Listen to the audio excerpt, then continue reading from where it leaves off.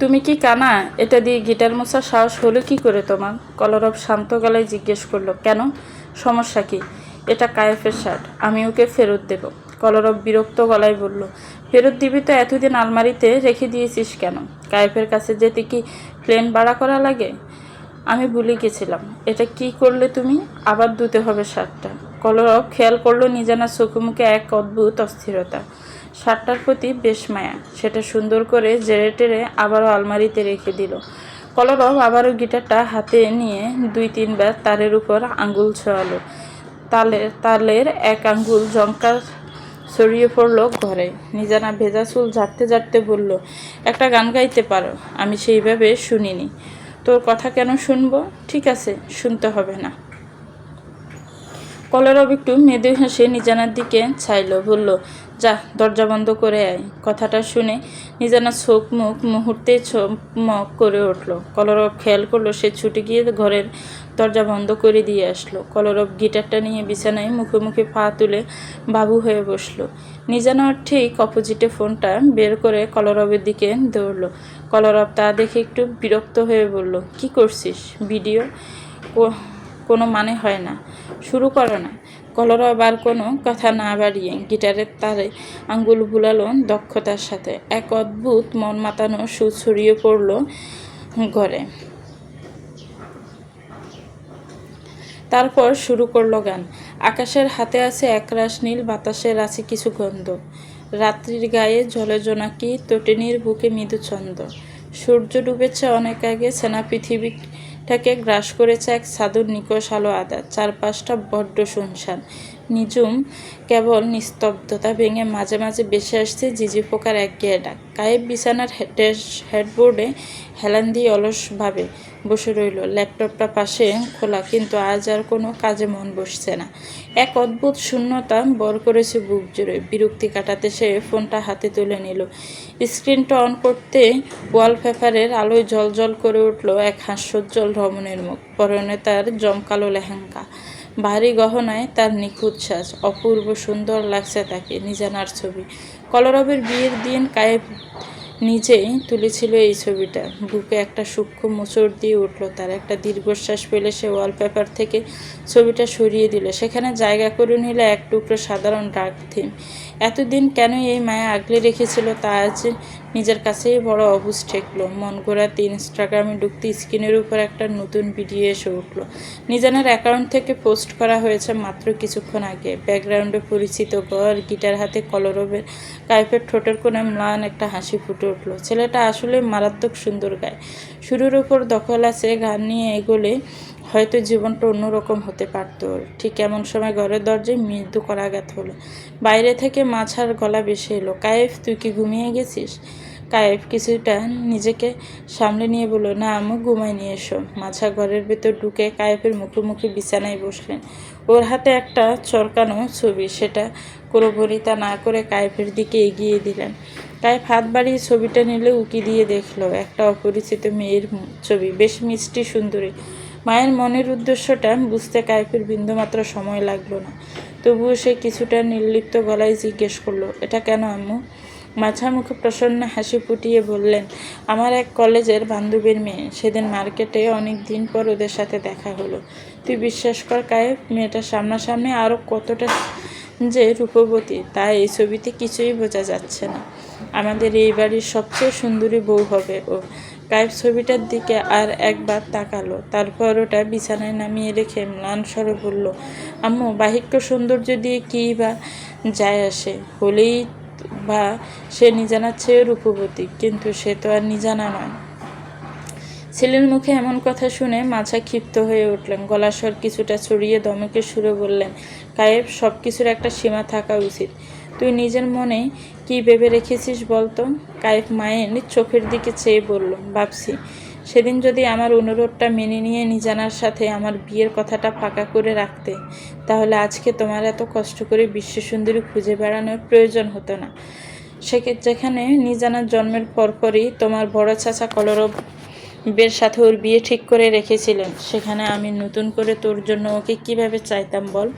কলরব যদি তখন এসব বাড়াবাড়ি না করতো তবে ভবিষ্যতে হয়তো ওদের দুজনেরই বিয়ে হতো, অথবা হয়তো হতো না। কিন্তু এখন সেসব অতীত ভেবে কী লাভ? তুই না হয় এখন এই সিদ্ধান্তে কথা জানতিস না, কিন্তু কলরব সব জানতো, আর ও সময় মতো সবটা মেনেও নিয়েছে। শেষ বাক্যটা কায়েফের বুকে তীরের মতো বিঁধল। সে মুখটা শক্ত করে অন্যদিকে ফিরিয়ে নিয়ে বলল, আমি এখন বিয়ে করব না। তাহলে আবার বিদেশে ফেরত যা। আশ্চর্য তো আম্মু, তুমি আমাকে কি পেয়েছ বলো তো? যখন যা ইচ্ছা যেভাবে ইচ্ছা ছাপিয়ে দেবে। আমি তো তোর ভালোটাই চাই কায়েফ, জানি। মাঝা উঠে দাঁড়ালে, যাওয়ার আগে বললেন, আমি এসব কোনো অজুহাত শুনছি না। তুই মেয়েটার সাথে দেখা করবি। ও আর ওর পরিবার খুব শীঘ্রই আমাদের বাড়িতে আসবে। কয়দিন পরেই তো বাড়িতে অনুষ্ঠান, আমি ওদের দাওয়াত দিয়েছি। কায়েফ আর কোনো উত্তর না দিয়ে চুপ করে রইল। ছেলের থমথমে মুখ দেখে মাঝা আন্দাজ করলেন যে প্রস্তাবটা তার একদম পছন্দ হয়নি। তবুও তিনি আর কোনো উচ্চবাক্য করলেন না। নীরব পায়ে ঘর থেকে বেরিয়ে গেলেন। ঘরটা আবার নিস্তব্ধতায় ডুবে গেল। কিন্তু কায়েফের কানে তখনও মায়ের বলা সেই একটা বাক্য অবিরত বাজছে, কলরব সব জানতো। যদি কলরব প্রথম থেকেই সব জেনে থাকে, তবে সে কেন কায়েফকে একবারও জানালো না? কেন এই ভুল পথে পা বাড়াতে বারণ করলো না? সেই দুপুরের পর থেকে নবনীর মনের ভেতর একটা অস্থিরতা স্রোত বয়ে বেড়াচ্ছে। কিছুতেই সে মনিতার বলা কথাগুলো মাথা থেকে ঝেড়ে ফেলতে পারছে না। গভীর ভাবনায় জাল তাকে আষ্টে ফিষ্টে ভেদে ফেলেছে। বিছানায় শুয়ে সে তার কোলের মধ্যে থাকা ছোট্ট প্রাণটাকে ঘুম পাড়ানোর চেষ্টা করছিল। দিয়া হঠাৎ ওর মুখের দিকে তাকিয়ে প্রশ্ন করলো, মাম্মা, তুমি কি চিন্তিত? নবনীত চট করে তাকালো মেয়ের দিকে। মেয়ের এই আশঙ্কিক প্রশ্নে ঘরের অন্য প্রান্তে সোফায় বসা দিব্য ল্যাপটপ থেকে মুখ তুলে তাকালো ওদের দিকে। দিব্যর সেই গভীর দৃষ্টির মুখোমুখি হতে নবনী কিছুটা অপুষ্টিত বোধ করলো। নিজের ভেতরের অস্তিত্বটা আড়াল করতে ঠোঁটের কোণে মৃদু হাসি ফুটিয়ে বলল, কই না তো সোনা, তুমি এবার ঘুমিয়ে যাও তো দেখি। দিয়ে আবারও বলল, মাম্মা, আমরা কি মামা আর খালামণিকে আমাদের বাসায় ইনভাইট করতে পারি না? আমি ওদের খুব মিস করছি। ইহান, ইবান আর আমরা সবাই মিলে একসাথে অনেক খেলবো। আচ্ছা, আমরা মামা আর খালামণিকে আমাদের বাড়িতে আসতে বলে দেব। এবার ঘুমাও। দিয়ে খুশি হয়ে বলল, okay, thank you mamma, I love you, I love you. দিয়ে ওর নরম গালে আদর করে একটা শব্দ করে চুমু খেলো, আই লাভ ইউ টু সোনা। কিছুক্ষণের মধ্যেই দিয়ে গভীর ঘুমে তলিয়ে গেল। নবনীর খেয়াল করলো দিব্য তখনও একইভাবে ল্যাপটপের স্ক্রিনে মুখ গুজে বসে আছে। নবনীর চোখে এবার খানিকটা বিরক্তি দানা বাঁধল। লোকটার এত কিসের কাজ? অফিসে তো সারাদিন কাটে, বাড়িতে এসে রাতেও সেই একই দৃশ্য। সেই একটু গলা খাকারি দিয়ে ডাকলো, শুনুন। দিব্য মুখ তুলে চাইল। নবনী বলল, এবারে সে শুয়ে পড়ুন তো, অনেক হয়েছে কাজ। দিব্য আর বিরক্তি করলো না, বাধ্য ছেলের মতো ল্যাপটপটা বন্ধ করে টেবিলের উপর রাখলো। এসে নবনীর পাশে শুয়ে পড়লো। ঘরে এতক্ষণ একটা ড্রিম লাইট জ্বলছিল। নবনী হাত বাড়িয়ে সেটা নিভিয়ে দিয়ে ঘর অন্ধকার করে দিল। কেবল জানালার ফাঁক গলে রাতের মৃদু আলো এসে পড়ছে। নবনী স্বাভাবিক নিয়মে নিজের মাথাটা আলতো করে ঠাকালো দিব্য ছড়া বুকের উপর। দিব্য যেন এই মুহূর্তটার জন্যই অপেক্ষা করছিল। সে এক হাত নবনীর মাথায় রাখলো, অন্য হাতটা দিয়ে নিবিড়ভাবে জড়িয়ে নিল নবনী। নবনী বলল, কাল থেকে কিন্তু আপনার ঘরের ভেতরে ল্যাপটপ নিয়ে কাজ করা একদম বারণ। দিব্য মৃদু হেসে বলল, ঠিক আছে, তাহলে কাল থেকে অন্য ঘরে চলে যাব কাজ করতে। না, কোথাও যাবেন না, এখানেই থাকবেন। দিব্যা আচমকে একটু নড়ে চড়ে ওঠে। নবনীকে আলতো করে নিজের বক্ষের নিচে নিয়ে এলো। আচমকা এই অবস্থানে চলে আসায় নবনী কিছুটা হকচকিয়ে গেল। দক করে উঠল বোধহয় বুকটা। নবনীর কপালে এসে পড়া অবিন্যস্ত চুলগুলো আঙ্গুল দিয়ে কানের পেছনে গুঁজে দিল দিব্য। তারপর নরম গলায় জিজ্ঞেস করলো, কিছু কি হয়েছে নবনী? নবনী কোনো উত্তর দিল না, নিথর হয়ে রইল। দিব্যর চিবুকটা আলতো করে উছিয়ে আরও ধরে আবারও জিজ্ঞেস করলো, কথা বলছো না কেন? রাগ কিংবা অভিমান হয়েছে নাকি কিছু নিয়ে? না বলে বুঝবো কি করে বলো? আমার জানা মতে তো ইদানিং আমি কোনো ভুল করিনি। দিব্য চোখের দিকে সোজা তাকালো নবনী। অন্ধকার ঘরের আবছা আলোতেও ওর চোখের গভীরতা স্পষ্ট। ধীর স্থির গলায় বলল, আপনাকে একটা জিনিস জিজ্ঞেস করলে সত্যি সত্যি উত্তর দেবেন তো? কি জিজ্ঞেস করবে? আগে কথা দিন, লুকাবেন না, একদম সত্যি বলবেন। কথা না দিলে বলা যাবে না? না, যাবে না। দিব্য একটা দীর্ঘশ্বাস ফেলে নবনীর ললাটে আলতো করে নিজের ঠোঁট ছুঁয়ে বলল, আচ্ছা দিলাম কথা, বলো কি জানতে চাও? আপুর সাথে আপনার সম্পর্কটা ঠিক কেমন ছিল? হঠাৎ এমন প্রশ্ন কেন নবনী? আগে বলুন। নবনীর শক্ত বুকটার উপর হাত রেখে চাপ দিল। দিব্য বলল, কি জ্বালা, তোমাকে ভালোবাসলেও তুমি রাগ করো, আবার না বাসলেও রাগ করো, এটা কেমন বিচার হলো? কথা ঘোরাবেন না। কথা ঘোরালে কি পাবো শুনি? কথা না ঘোরালে কি পাবো শুনি? যা চাইবেন তাই। আমি কিন্তু আদর করতে চাইব। নবনীর কানে দুটো যা যা করে উঠল। তীব্র এক লজ্জার রক্তিমা বা ফলকে ভর করলো তার ফর্সা গাল জুড়ে। ভাবনার পরিধিটা কোথায় ছিল তার? এই লোকটা কোন দিকে নিয়ে যাচ্ছে? সে আমতা আমতা করে নিজেকে সামলে নেওয়ার চেষ্টায় বলল, আগে আমার প্রশ্নের উত্তর দিন।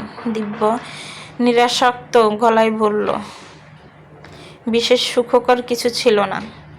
আপু আপনাকে পছন্দ করতো না, এছাড়াও আরও অনেক রুট সত্যি ছিল এর আড়ালে, আপনি তার সবটাই জানেন, কিন্তু আমার কাছে এতদিন গোপন করে গেছেন, বলেননি কেন?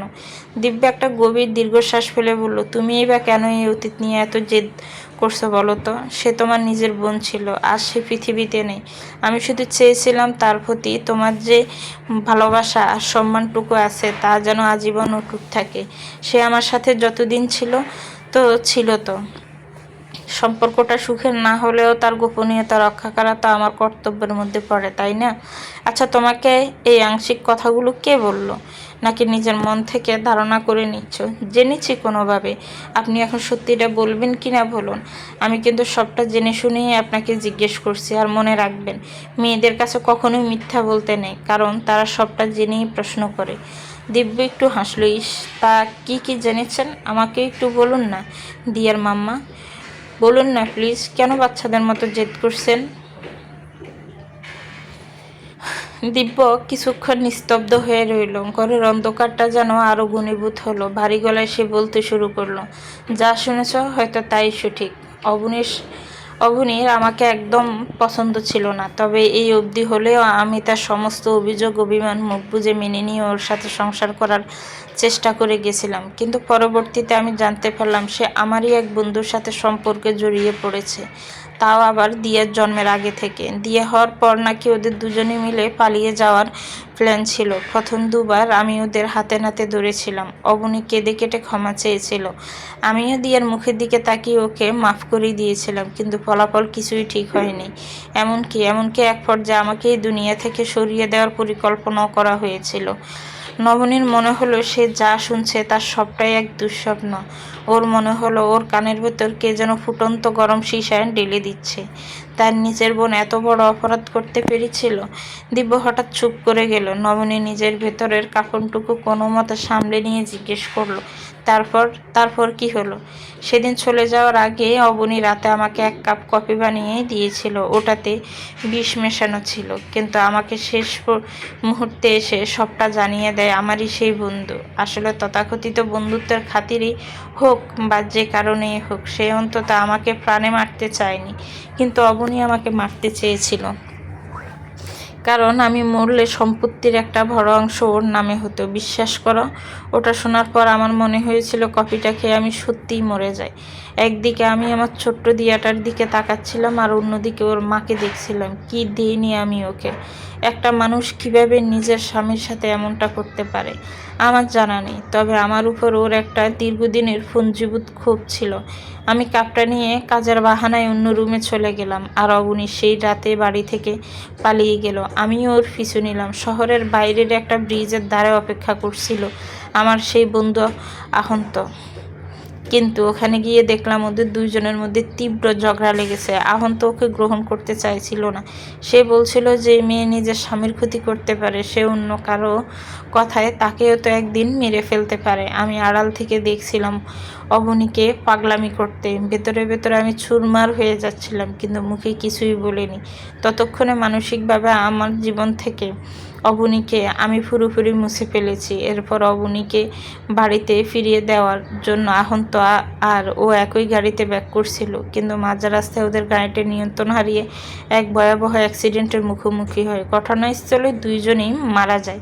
আমি ওদের হাসপাতাল নিয়ে যাই এবং পুলিশকে মিথ্যা বলি যে আমি ওই গাড়িতে ছিলাম। আমি চাইনি এটা নিয়ে কথা হোক। এরপরের কাহিনী তো তোমার জানাই। বলতে বলতে দিব্যর গলাটা একটা জায়গায় এসে কেঁপে উঠল। নবনী স্পষ্ট টের ফেলে এই লৌহমানব পুরুষটা ছড়া বুকটা নিঃশব্দে কেঁপে উঠছে। লোকটা কাঁদছে। নবনীর চোখ দিয়েও এতক্ষণে অজান্তে নোনা জল গড়িয়ে পড়েছে। তবুও সে নিজেকে শক্ত করলো। দুই হাত বাড়িয়ে সে দিব্যর গলাটা জড়িয়ে ধরল। তারপর ওর মাথাটা টেনে এনে চেপে ধরল নিজের বুকের মাঝে। দিব্য সত্যিই কাঁদছিল। নিজের সবচেয়ে প্রিয় বন্ধু আর যাকে জীবনসঙ্গী করেছিল, তাদের কাছ থেকে এমন জঘন্য বিশ্বাসঘাতকতা কখনো কাম্য ছিল না ওর। আঘাতটা বড্ড গভীরে লেগেছিল। বিয়ের পর থেকে প্রতিনিয়ত ওর গায়ের রং, ওর সাধারণ চেহারা নিয়ে অবনী কম ছোট করেনি তাকে। সবটা মুখ বুজে সহ্য করেছিল সে। কিন্তু দিব্য তো দিন শেষে রক্ত মাংসের একটা মানুষ। তবে এত সব সত্যি স্বীকার করার মাঝেও দিব্য একটা কথা বড্ড সূক্ষ্মভাবে গোপন করে গেল। এখন তো সেদিন ঘটনাস্থলে মারা গেলেও অবনীর রক্তাক্ত দেহে তখনও মৃদু প্রাণ স্পন্দন ছিল। দিব্য ইচ্ছে করলেই তখন ওকে হাসপাতালে নিয়ে বাঁচাতে পারত, কিন্তু ওর মন সায় দেয়নি। ওর ইচ্ছে করেনি। সে গাড়িতে পাশে দাঁড়িয়ে স্থির দৃষ্টিতে অবনীর ছটপটা নিয়ে নিস্তেজ হয়ে যাওয়াটা দেখছিল। এই সত্যটাই পৃথিবীর কেউ জানে না, আর কোনোদিন কোনো অবস্থাতে জানতেও পারবে না। কলরব খাটে আছোয়া হয়ে গভীর মগ্নতায় ফোন ঘাঁটছে। নিজানা ফোন কোলের উপর বইটা মেলে ধরে চুপটি করে বসে আছে ঠিকই, কিন্তু পড়ায় তার বিন্দুমাত্র মন নেই। কলরব আর চোখে সেটা খেয়াল করলো। নিজানার মাথার ভেতরে এখনো দুপুরের সেই অপমানের কথার বিতর্কের প্রতিটি মুহূর্ত ঘুরপাক খাচ্ছে। আসলে এই আজকের প্রতিযোগিতা এত বড় একটা ভুল সে কিভাবে করলো? তার এই একটা ভুলের জন্যই পুরো দলটাকে হারতে হলো। এই গ্লানি কিছুতেই মেনে নিতে পারছে না সে। কলরব বিছানা ছেড়ে উঠে দাঁড়ালো। তাকে হুট করে গায়ের শার্টটা বদলাতে দেখে নিজানা কিছুটা অবাক হয়ে তাকালো। ব্রুজোড়া কুঁচকে বলল, অসভ্যের মতো এভাবে আমার সামনে জামা কাপড় খুলছো কেন হঠাৎ?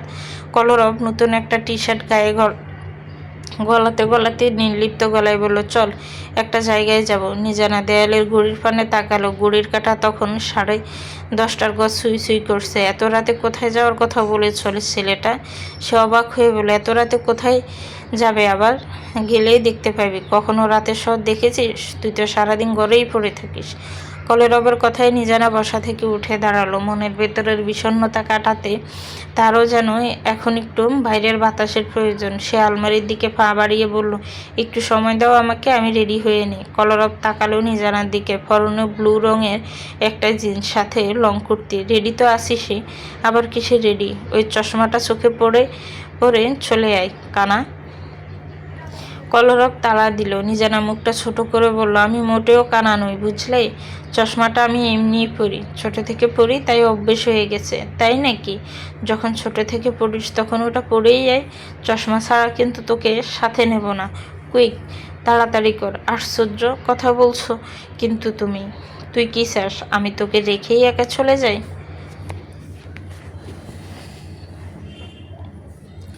নিজানার কথা বাড়ালো না। বাড়ির সবার চোখ ফাঁকি দিয়ে অত্যন্ত চুপু চুপু দুজনের সদর দরজা গলে বাইরে বেরিয়ে এলো। কিন্তু বাইরে এসে যখন কলরবের গ্যারেজ থেকে তার পুরনো বাইকটা বের করতে দেখলো, নিজানা চোখ দুটো ছানা ভরা হয়ে গেল। সে আতকে উঠে বলল, এটা ঠিক করলো কে?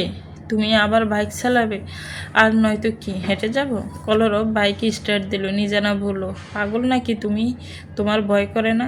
আরে ভাই, মরতে তো একদিন হবেই। সেটা বাইক চালালেও মরবো, না চালালেও মরবো। আর তাছাড়া বাইক হলো আমার ফার্স্ট লাভ। ওকে কীভাবে ছাড়ি বল? এবার কথা না বাড়িয়ে চুপচাপ পেছনে বস। হাতে কিন্তু একদম সময় নেই। নিজানা আলতো করে মাথা নাড়ল। কলরবের একরোখা স্বভাবের কাছে হেরে গিয়ে সে গুটি গুটি পায়ে বাইকের পিছনে এসে বসলো। বাইকটা তীরের মতো ছুটে চলল পিচঢালা পথ ধরে।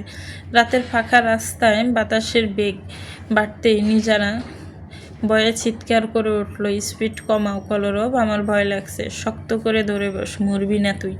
কলরবের গলা বাতাসের বেশে এলো, নিজানা কলরবের কোমরটা দু হাতে শক্ত করে জড়িয়ে ধরল। চলবে। তো ভিউয়ার্স, গল্পটার এই পর্ব কেমন লেগেছে একটি কমেন্টস করে জানাবেন। ভালো লাগলে লাইক করবেন, শেয়ার করবেন, আমার চ্যানেলকে সাবস্ক্রাইব করবেন। যারা অলরেডি সাবস্ক্রাইব করে রেখেছেন তাদেরকে অনেক অনেক ধন্যবাদ। আমি অসুস্থতার কারণে গতকালকে ভিডিও দিতে পারিনি, তার জন্য দুঃখিত। আসলে গতকালকে আমি হসপিটালে গিয়েছিলাম। অনেকেই জানতে চেয়েছেন আমার কি হয়েছে। আমার আসলে ডায়াবেটিস একদম কমে গেছে, প্রেশারটাও কমে গেছে, এই জন্য হসপিটালে ভর্তিও থাকা লাগছে। আমার জন্য দোয়া করবেন, আল্লাহ যেন দ্রুত সুস্থতা দান করে। আপনারা সবাই ভালো থাকবেন। আল্লাহ হাফিজ। আসসালামু আলাইকুম।